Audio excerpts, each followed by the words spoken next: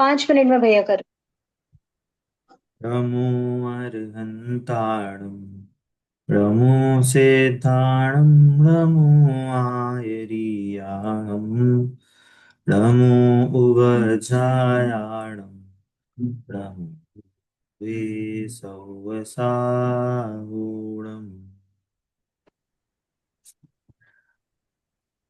मंगल शासन 2 का हमारा 11वां चैप्टर है, लक्षण और लक्षणाभास, है ना। पिछली क्लास में हमने समझा जो इस चैप्टर की के रेफरेंस है, जो न्याय दीपिका ग्रंथ है, उसके रचयिता अभिनव धर्मभूषण यतीजी जो आचार्य हुए हैं, अ, उनके द्वारा ये लिखा हुआ ये ग्रंथ है। उसके रेफरेंस से हम बात कर रहे हैं कि लक्षण किसे कहते हैं और लक्षणाभास क्या है। तो हमने ये जाना कि जो लक्षण है, हमें किसी भी वस्तु को जानने के लिए उसका सही लक्षण जानना जरूरी है।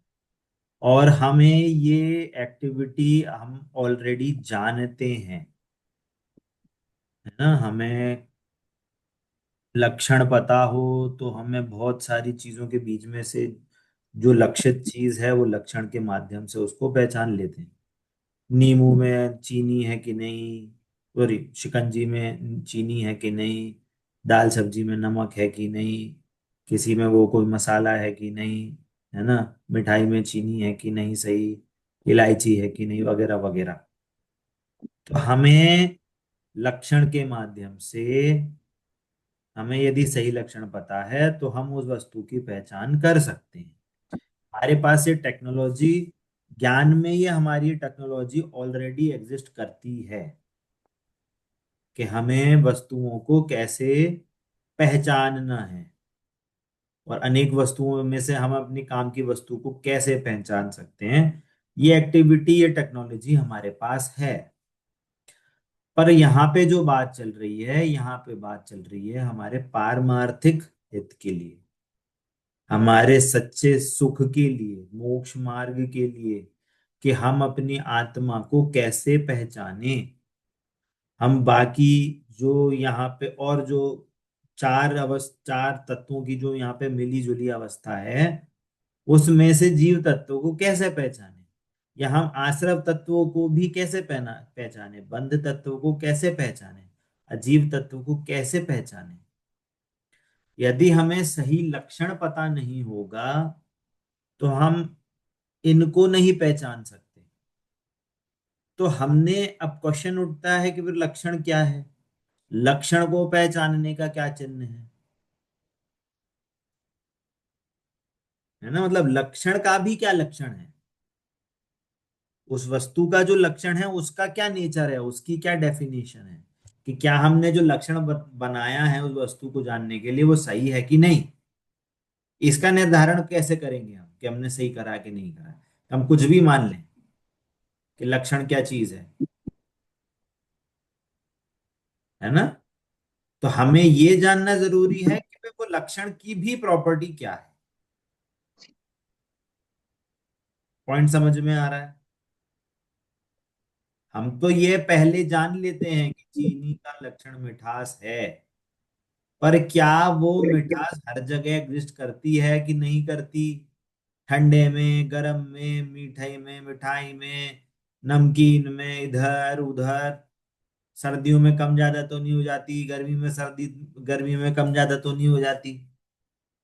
इस चीज का हमें निर्धार है कि नहीं, कि क्या मिठास का क्या, चीनी की मिठास में क्या प्रॉपर्टीज हैं। समझ में आ रही है बात। तो हमें लक्षण का भी नेचर जानना जरूरी है, कि लक्षण भी सही है कि नहीं। इस चीज, इन सब चीजों का एनालिसिस होगा। तो यहाँ पे जो ये चैप्टर है ना, वो थोड़ा एकेडमिक है ये, कि हम थोड़ा सा क्या कर रहे हैं, हम डेफिनेशंस पढ़ेंगे। हम डेफिनेशंस पढ़ के उसको अप्लाई करेंगे। जब हम इसको अप्लाई करते हैं ना, with proper definition, proper understanding, तो हमारे को सही ज्ञान प्रकट होगा, सम्यक ज्ञान प्रकट होगा। ये गारंटी है। क्योंकि जब भी हम वो चीजें कहीं पे भी अप्लाई करेंगे, तो ये चीज जो ये जो यहाँ पे जो पढ़ाई है ना, ये अकेली सिर्फ उसके लिए नहीं है कि हम पढ़ लें और याद कर लें, इसके लिए नहीं है। ये जीवन भर की उपलब्धि है। कोई आपको ये बोले कि चलो कहीं यात्रा करने चलते हैं, तो अपन को क्या लगता है कि चलो तीर्थ यात्रा करने चलेंगे तो धर्म हो जाएगा, पुण्य बंधेगा। पर तीर्थ यात्रा में आपको टेंशन होती रही, कभी गर्मी की टेंशन, कभी खाने पीने की टेंशन, कभी किसी की टेंशन, कभी किससे लड़ाई हो रही है, कभी कुछ हो रहा है, कभी कुछ हो रहा है। तो आपको क्या, आपका दिमाग खुद से काम करना चालू करेगा। अरे हमने तो सुना था कि तीर्थ यात्रा पुण्य बंध का कारण है, पर हमारे परिणाम तो शुभ रूप नहीं रह पा रहे। इसका मीनिंग है कि ये जो शुभ अशुभ रूप भाव हो रहे हैं, क्रिया भले तीर्थ यात्रा की चल रही है, पर अशुभ भाव के कारण हमें पुण्य बंध नहीं हो रहा, हमें पाप बंद हो रहा है। एक एग्जाम्पल लिया है मैंने, जनरल एग्जाम्पल। मंदिर में विधान में बैठे हैं, 3 घंटे हो गए, 4 घंटे हो गए, मन ही नहीं लग रहा। भूख लग रही है, घर के काम याद आ रहे हैं, बच्चों का कुछ याद आ रहा है, फैमिली का कुछ याद आ रहा है, फिर जल्दी करो जल्दी करो जल्दी करो। तो ये भाव क्या है? हमने तो सोचा था कि 3 4 घंटे बैठेंगे, बढ़िया पूजन विधान करेंगे, आनंद आएगा, भगवान का बहुमान आएगा। पर क्या हुआ लास्ट में कि जल्दी करो जल्दी करो। तो ये क्या है? ये पुण्य बंध है का कारण बनेगा कि पाप बंध का कारण बनेगा? क्यों? हमने लक्षण याद किया, हमने लक्षण को अप्लाई किया, तो हमने क्या समझा कि ये चीज ऐसी नहीं है, और हम क्या मान रहे थे। इसीलिए ये जो हमको बोलते हैं ना कि जो पारमार्थिक हित है, आत्मा का श्रद्धान है, तत्व निर्णय है, वो संगी जीव कर पाता है, उसका मीनिंग ये है। हमें सिर्फ रटना नहीं है चीजों को, हमको अप्लाई करके उसको याद करना है कि अरे यार ऐसे तो ये होता था।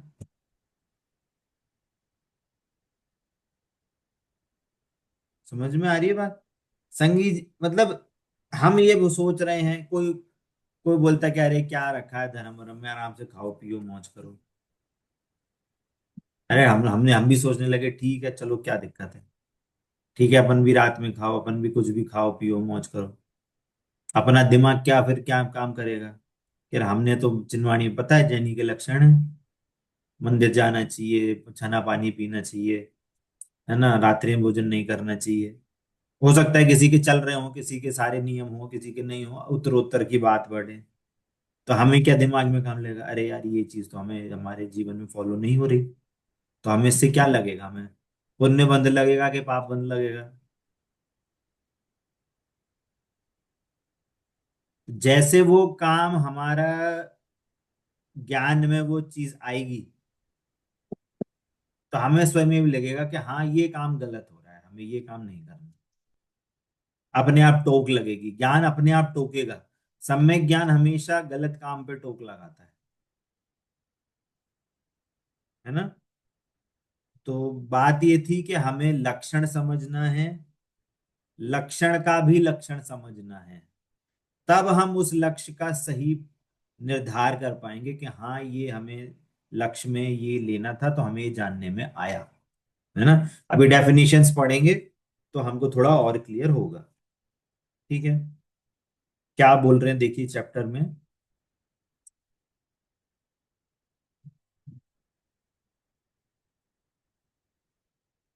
देखिए, प्रवचनकार किसी भी वस्तु को जानने के लिए उसकी लक्ष्य, उसका लक्षण, उसकी परिभाषा, ये जानना आवश्यक है ना। क्योंकि बिना लक्षण जाने उसे पहचानना तथा सत्य असत्य का निर्णय करना संभव, सबका का निर्णय करना संभव नहीं है। कि हमने जो लक्षण बनाया है वो उसको लक्षण को भी पहचाने बिना सत्य सत्य का निर्णय संभव नहीं हो सकता कि वो सही है कि नहीं। इसलिए वस्तु स्वरूप के सही निर्णय बिना उसका विवेचन असंभव है। अब यदि हमें वस्तु का सही नेचर ही नहीं पता, तो हम उसका क्या विवेचन करेंगे, क्या माइंड में लेके बैठेंगे कि वो हमारे लिए हितकारी है कि अहितकारी है, वो हमारे लिए लाभदायक है कि हानिकारक है, उससे हमें मोक्ष की सिद्धि होगी कि नहीं होगी, उससे हमें संसार की सिद्धि होती है कि नहीं होती है। लक्षण नहीं जानेंगे तो वस्तु कैसी है वो नहीं पता कर सकते। वस्तु का गलत निर्णय रहेगा, और वस्तु का गलत निर्णय रहेगा तो वस्तु स्वरूप का भी गलत निर्णय रहेगा। वस्तु स्वरूप का गलत निर्णय रहेगा तो मोक्ष मार्ग की प्राप्ति नहीं होगी, हमेशा संसार मार्ग में ही लगे रहेंगे। समझ में आ रही है बात? कनेक्टेड है चीजें। ठीक है। यदि किया जाएगा तो कुछ भी कहा जाएगा तो वह गलत ही होगा। हमने यदि कुछ भी लक्षण बना के कुछ भी अपन मनगढ़ंत कोई भी चीज बोलने लगे तो क्या होगा, वो हमेशा गलत ही बोला जाएगा। अतः प्रत्येक वस्तु को गहराई से जानने के लिए उसका लक्षण जानना बहुत जरूरी है। समझ में आ रही है बात? है ना? लक्षण जानना आवश्यक है, यह तो ठीक है। पर लक्षण कैसे कहते हैं पहले ये तो बताइए। तुम्हारा प्रश्न ठीक है। किसी भी वस्तु को लक्षण किसी भी वस्तु का लक्षण जानने से पहले लक्षण की परिभाषा जानना भी आवश्यक है।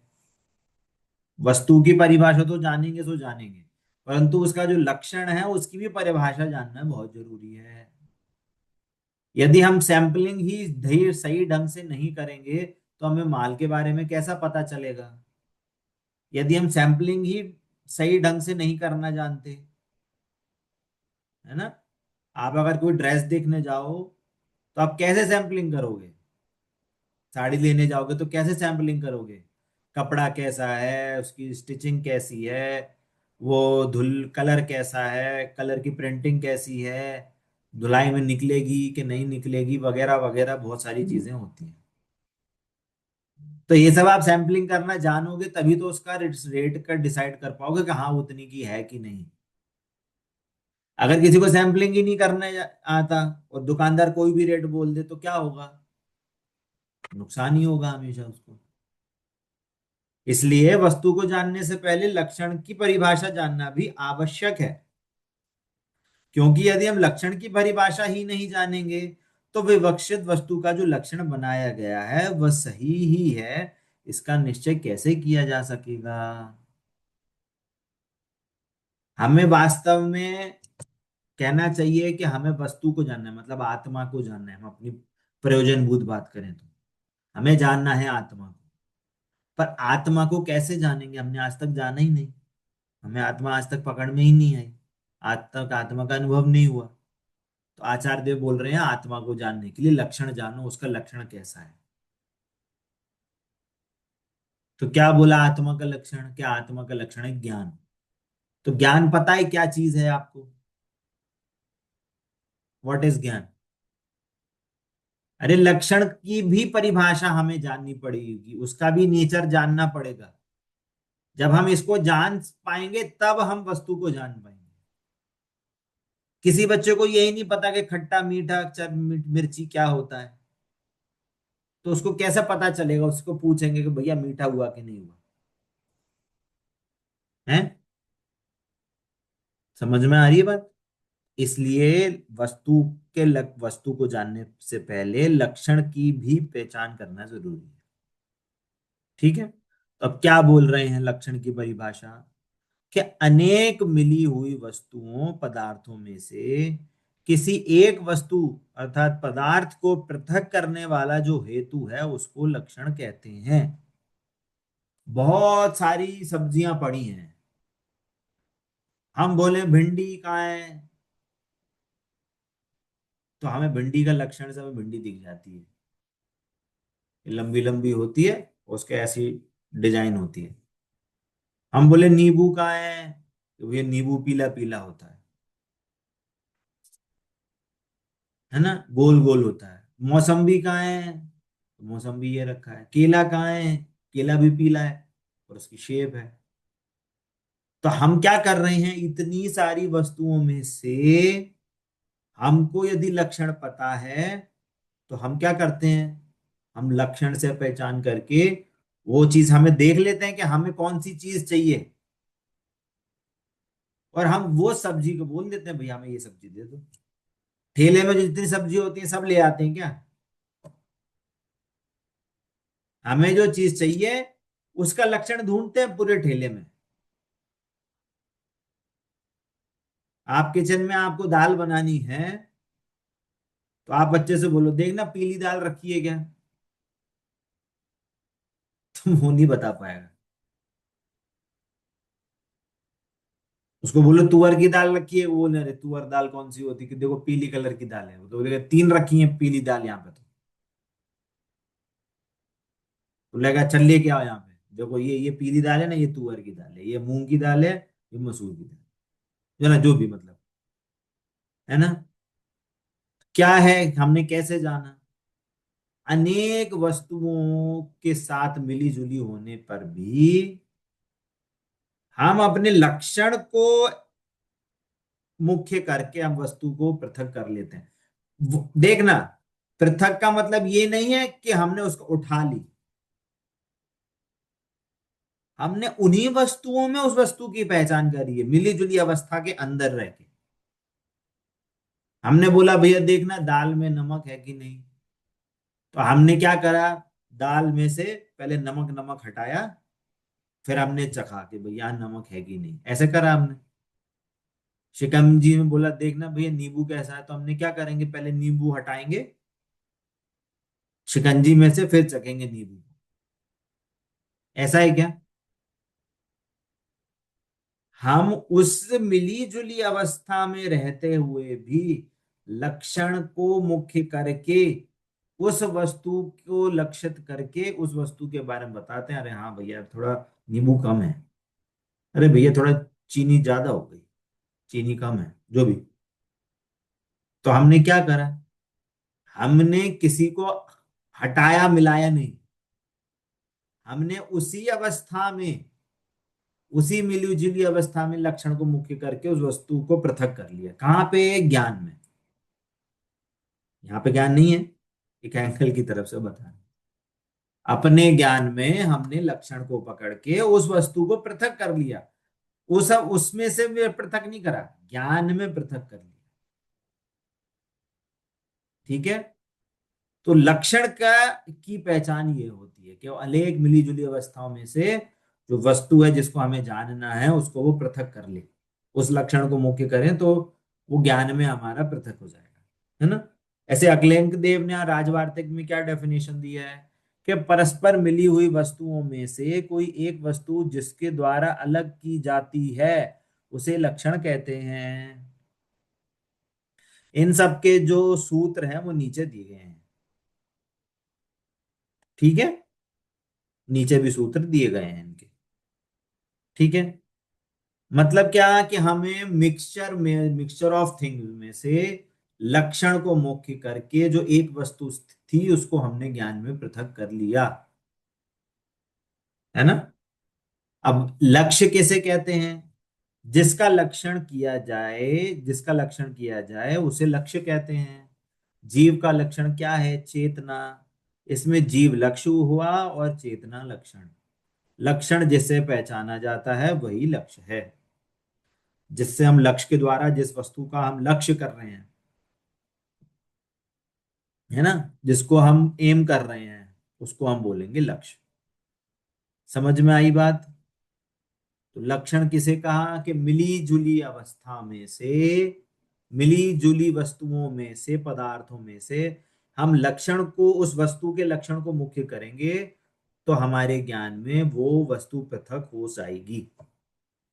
हमने वस्तु को पृथक नहीं करा, वस्तु वहीं की वहीं है ना, पर हमने लक्षण के माध्यम से उसको हमने अपने ज्ञान में पृथक कर लिया। वैसे ही यहाँ पे जो चार तत्व हैं, जीव अजीव आश्रव बन, हम यदि आश्रव तत्व के लक्षण को मुख्य करेंगे तो हमें आश्रव तत्व पकड़ में आएगा। हम यदि जीव तत्व के लक्षण को मुख्य करेंगे तो हमें जीव तत्व पकड़ में आएगा। हमें यहाँ पे पृथक नहीं करना, कोई क्या समझता है भेद विज्ञान का मतलब क्या है कि आत्मा आत्मा अलग करो, शरीर शरीर अलग करो, आश्रव भाव अलग करो, आत्मा आत्मा अलग करो। ऐसे नहीं करना है। हमें उस लक्षण को जान के अपने ज्ञान में उस वस्तु को मुख्य करना है, तो मतलब वो सारी चीजें पृथक हो गई। हमने जब शिकंजी में चीनी को जानने का प्रयास किया, तो बाकी सारी चीजें हमने जीवा इंद्रिय पे रखी और हमें पहचान करने की कोशिश करी कि चीनी है कि नहीं। तो वहां पे हमें नींबू जानने में आ रहा है कि नहीं आ रहा, खटास जानने में आ रही कि नहीं आ रही, खारापन जानने में आ रहा है कि नहीं आ रहा है, मिठास भी जानने में आ रही कि नहीं, सारी चीजें तीनों चीजें जानने में आ रही हैं। पर हम मुख्य किसको कर रहे हैं? हमने मुख्य मिठास को मुख्य कर लिया अपने आप। ज्ञान में अपने आप हमने क्या करा, बाकी चीजों को गौण कर दिया और अपने मिठास को मुख्य कर लिया। तो ये चीज हमको सीखनी पड़ी क्या, कि हमें ऑलरेडी आती है? ऑलरेडी आती है ना ये सब, ये काम करना तो हमें ऑलरेडी आता है ना, कि हमें किसको मुख्य करना है और किसको गौण करना है। वैसे ही हमें यहाँ पे सेम काम करना है। यहाँ पे भी चार वस्तुएं मिली जुली अवस्था में है, जीव अजीव आश्रव मन। हमें उस लक्षण को जान के उन वस्तुओं को मुख्य करेंगे तो हमें उस तत्व का निर्णय हो जाएगा। क्या बोला? समझ में आ रही है बात? इसी को ही भेद विज्ञान कहते हैं। क्या समझ में आया? भेद विज्ञान करना कोई बहुत टेढ़ी खीर नहीं है, बहुत सरल चीज है। हमें बस अपनी आत्मा का लक्षण मुख्य करके, अपने स्वभाव को मुख्य करके, अपने ज्ञान में उसको बस पृथक करना है। हमने ये जान लिया कि मेरी आत्मा ऐसी है और ये इन सब से पृथक शुद्ध है, इन सब से अनटच इफेक्टलेस फुल्ली सेव आत्मा अभी मेरे, मैं हूं वो, मैं अभी एग्जिस्ट कर रहा हूं। बस इसका ज्ञान होके मेरे को आत्मा मुख्य हो जाए, मेरे को आत्मा पकड़ में आ गई, हो गया वेद विज्ञान। और कुछ नहीं करना। शरीर रहेगा, आश्रव भाव रहेंगे, बंध बंध तत्व भी रहेगा, जीव तत्व भी रहेगा। हमने जीव तत्व को लक्षण को मुख्य करके अपनी आत्मा हमने जान ली। सिंपल। इतना काम करना है वेद विज्ञान करने में। इसलिए ये चैप्टर बहुत जरूरी है। समझ में आई बात? लक्षण का पॉइंट समझ में आया कि आगे अनेक भी मिली हुई वस्तुओं में से ठीक हमें जिसको जानना है, है। जिसको मुक्ति करना है, उसके लक्षण को जानकर हम उस वस्तु को पृथक कर सकते हैं। उस हेतु को, उस हेतु के द्वारा हम उस वस्तु को पृथक कर सकते हैं। ठीक है। अब आगे, लक्षण दो प्रकार के होते हैं, एक आत्मभूत लक्षण, एक अनात्मभूत लक्षण। जो लक्षण वस्तु के स्वरूप से मिला हुआ हो उसको आत्मभूत लक्षण कहते हैं। अग्नि की उष्णता एग्जाम्पल दिया है। जैसे उष्णता अग्नि का स्वरूप होती हुई जल, जल आदि पदार्थों से उसे पृथक करती है, अतः उष्णता अग्नि का आत्मभूत लक्षण है। जैसे जल का लक्षण क्या है? शीतलता। चीनी का लक्षण क्या है? मिठास। नमक का लक्षण क्या है? खारापन। ये क्या है? आत्मभूत लक्षण है। जहां जहां खारापन है वहां वहां नमक है, जहां नमक है वहां खारा खारा खारापन है, जहां चीनी है वहां मिठास है, जहां मिठास है वह चीनी है। वो स्वरूप से मिली हुई है। ऐसा नहीं कि चीनी अलग है मिठास अलग है, खारापन अलग है, नमक अलग है ना। ये आत्मभूत लक्षण हुआ कि उसी वस्तु में वो लक्षण प्रेजेंट है।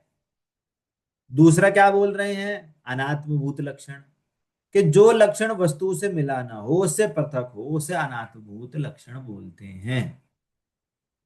है ना। जैसे दंड वाला पुरुष का दंड, क्या? वाले पुरुष का चश्मा।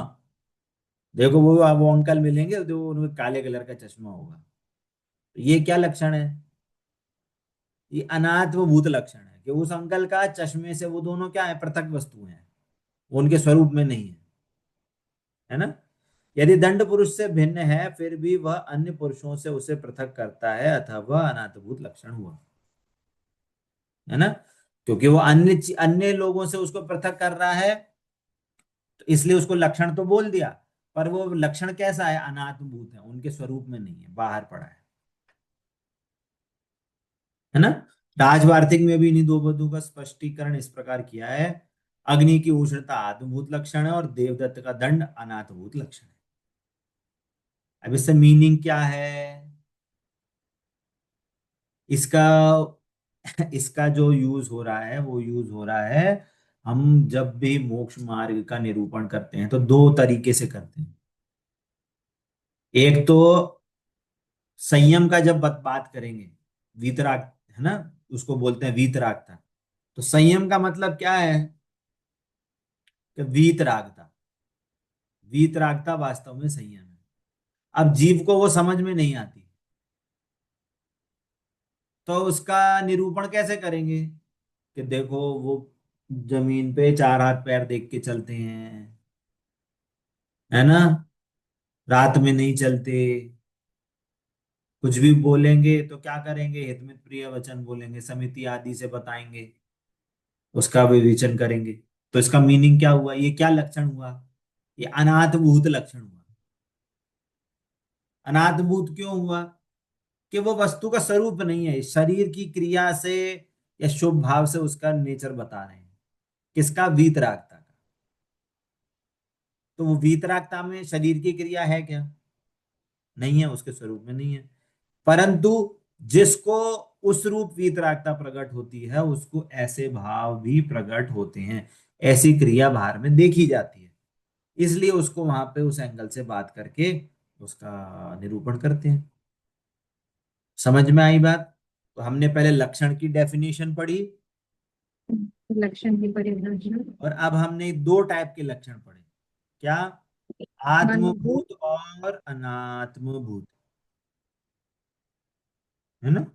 अब देखिए, आत्मभूत का मतलब क्या, कि जो वस्तु के स्वरूप में मिले, जो लक्षण वस्तु के स्वरूप में हो उसको आत्मभूत, है ना। आत्मभूत, आत्मभूत मतलब वस्तु भूत, भूत मतलब उसमें एग्जिस्ट करने वाला हो, उस वस्तु में एग्जिस्ट करने वाला जो लक्षण है वो आत्मभूत, जो उस वस्तु में एग्जिस्ट नहीं करता वो अनात्मभूत, है ना। अनात्मभूत की यूजेज कहाँ है? क्योंकि जब हम बाहर में व्यवहार में किसी से बात करेंगे, उनका लक्षण क्या है, अरे वो है ना, हमेशा ना वो क्या कहते हैं, बड़ी बड़ी गाड़ियों में घूमते हैं, ये क्या लक्षण हुआ? वो कभी स्कूटी स्कूटी पे नहीं घूमते, हमेशा बड़ी लंबी गाड़ियों में ही घूमते मिलेंगे बाहर वो अंकल, हमेशा मंदिर आएंगे तो ये ऐसी गाड़ी में ही आते हैं। तो इसका मीनिंग ये क्या लक्षण बनाया आपने, ये अनात्मभूत लक्षण है। समझ में आ रही बात? तो अपन अनात्मभूत लक्षण भी बनाते हैं कि देखो उनका, देखो जब वो मिलेंगे ना तो देखो उन्होंने ऐसा कुर्ता पहना होगा, या देखो वो तुम्हें, वो वहां शादी में जाओगे ना तो वहां पे तुम्हें ना ऐसे करके एक आंटी मिलेंगी, उनके देखना, उनके उन्होंने ऐसे टाइप की हेयर स्टाइल करी हुई है, उनके ऐसे ऐसे बाल हैं। तो ये क्या है? ये अनाथभूत लक्षण हुए।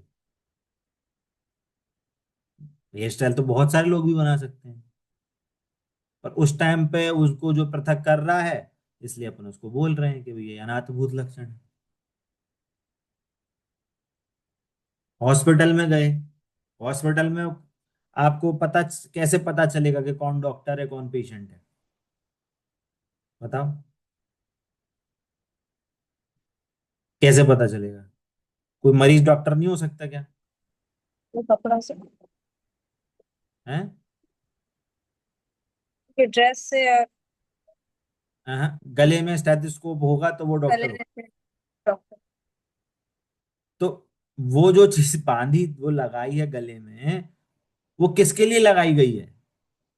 कि उसको पता चले, हॉस्पिटल में 10 लोगों को पता चले कि अरे यहाँ पे डॉक्टर है। तो क्या कोई दूसरा डॉक्टर नहीं आ सकता, दूसरा हॉस्पिटल का डॉक्टर वहां पे ऐसे पहन के? अरे आ सकता है, पर वहां पे उसका कोई काम नहीं है। जो उस हॉस्पिटल में जो काम कर रहे हैं, जो डॉक्टर्स हैं या जो मेडिकल स्टूडेंट्स हैं, वो लोग क्या करेंगे, वो हमेशा इस ड्रेस कोड में रहेंगे। तो ये क्या लक्षण हुआ, ये अनाथ बुद्ध लक्षण है, है ना। अब ये सब चीजें हम डेली डेली लाइफ में इसको यूज करते हैं। ऐसा नहीं है कि हम ये जो यहाँ पे पढ़ रहे हैं इसको हम यूज नहीं करते। हम ये सारी चीजें डेली लाइफ में यूज करते हैं। इसमें हम सारे एग्जाम्पल लगाएंगे ना, तो हम एग्जाम्पल डेली लाइफ के एग्जाम्पल लगा सकते हैं। समझ में आ रही है बात। हमने कहा कि देखना, चाय चाय लेके आना, तो उसमें लिखा था ताजमहल चाय।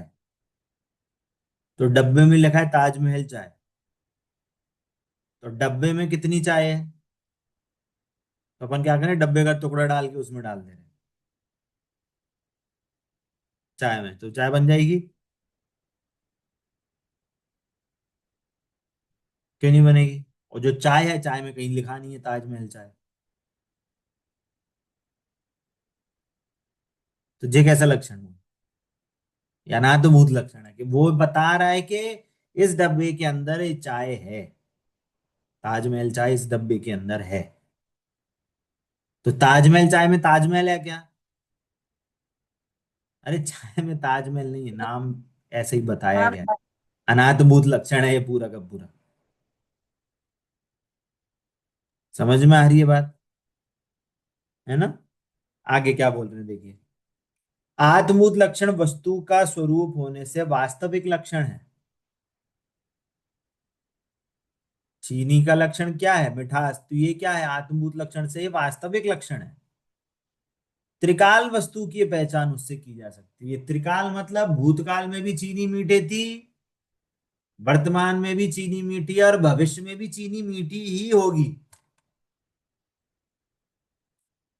तीन काल में भी चीनी मीठी है, और सार्वभौमिक भी, पाकिस्तान की भी चीनी मीठी है, इंडिया की भी मीठी है, नेपाल की भी मीठी है, बांग्लादेश की भी मीठी है, श्रीलंका की भी मीठी है, अमेरिका की भी मीठी है, लंदन की भी मीठी है।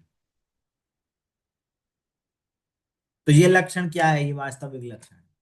जहां जाएंगे वो लक्षण हमें कभी दुखी नहीं होने देगा, हमें टेंशन में नहीं आने देगा, है ना। और अनाद्भुत लक्षण संयोग की अपेक्षा से बनाया जाता है। अतः वह संयोगवर्ती वस्तु की संयोग रहित अन्य वस्तुओं से पहचान कराने का मात्र तात्कालीन बाह्य प्रयोजन सिद्ध करता है। अनाथभूत लक्षण क्या है, वो भी लक्षण तो है, पर वो तात्कालिक है, फॉर टाइम बीइंग के लिए हमें, जिसमें वो लक्षण नहीं पाया जा रहा है, जो संयोग रहित वस्तुएं हैं, तो हमें उस संयोग से उस वस्तु का हमारे को ज्ञान कराया जा रहा है। हॉस्पिटल में स्टेथोस्कोप मिलेगा तो हम डायरेक्ट जाके पूछ सकते हैं कि अरे डॉक्टर जल्दी फटाफट से इलाज करो। हम किसी राह चलते आदमी को नहीं बोलेंगे कि भैया इलाज करो फटाफट से हॉस्पिटल में। तो वो जो संयोग था उसका क्या उपचार, क्या मीनिंग निकला कि हमें हमें हमें पता चल गया कि ये डॉक्टर है, फॉर टाइम बीइंग। और जो अब वही व्यक्ति बाहर मिलेगा तब, तो हमें पता नहीं चलेगा कि वो डॉक्टर है कि नहीं। अगर हम उसकी शक्ल पहचान जाए, उसका नहीं, वो सब चीजें पहचान जाए, हम बोलेंगे भैया देखो डॉक्टर का इलाज, भैया इलाज करो हमारा, क्या कर सकते हो आप, वो अलग बात है। पर एकदम एट एट अ पॉइंट हम यदि हॉस्पिटल में पहुंचे, तो हम किसको बोलेंगे कि भैया इलाज करो, डॉक्टर को बोलेंगे। डॉक्टर का पहचान किससे होगी कि भैया गले में स्टेथोस्कोप होगा, व्हाइट कलर का कोट होगा, आदि आदि लक्षण होंगे उसके, है ना। त्रिकाली असंयोगी वस्तु स्वरूप का निर्णय करने के लिए आत्मभूत निश्चय लक्षण ही कार्यकारी है। असंयोगी आत्म तत्व का ज्ञान उससे ही हो सकता है। अब आई यहाँ पे क्या बात, कि हमें जो लक्षण है, हमें वास्तव में तात्कालिक रूप में तो हम बोल सकते हैं कि ये पंचेंद्रिय जीव है, ये चार इंद्रिय जीव है, ये संगी है, ये संगी है, तो ये क्या, ये तात्कालिक लक्षण हुआ। अनाथभूत लक्षण है कि मैं ये हम पंचेंद्रिय जीव हैं। अरे वो एंगल एक संयोग का कथन कराना था कि आपको जो शरीर मिला है वो पंचेंद्रिय मिला है। इसको, ये जीव को मिला है, चार इंद्रिय मिला है ना। तो वो तो तात्कालिक लक्षण बताया था। पर यदि हम अपने त्रिकाली असंयोगी तत्व, हमारा मतलब जो हमें शुद्ध आत्मा है, जो जीव तत्व है, यदि हमें उसकी पहचान करनी है तो हमें आत्मभूत लक्षण को जानना जरूरी होगा। उसी से ही हम अपने ध्रुव तत्व को जान पाएंगे, है ना। प्रयोजनवश हम तात्कालिक लक्षण को, अनात्मभूत लक्षण को यूज कर सकते हैं। और यदि हमें अपने प्रयोजन की सिद्धि करनी है तो हमें आत्मभूत लक्षण को ही ढंग से पहचानना होगा, है ना। समय अपना हो गया है। तो अभी यहाँ पे हमारी चर्चा हुई, क्या चर्चा हुई कि लक्षण किसे कहते हैं, और लक्षण दो प्रकार के होते हैं। ठीक है। इसके बाद अब लक्षण भी किसको बनाना है, लक्षण बनाने में क्या कभी दोष हो सकता है, इसकी चर्चा अपन नेक्स्ट क्लास में करेंगे। ठीक है। चलिए, तो अभी क्लास हम यही समाप्त करते हैं। जिनवाणी के ज्ञान से सूझे लोकालोक, सो वाणी मस्तक नमो सदा देता हूँ। बोले द्वादशांग मई जिनवाणी माता की जय हो, जय हो, जय। अहिंसा में जैन धर्म की जय हो, जय हो, जय। जय जिनेन्द्र सब। ठीक है।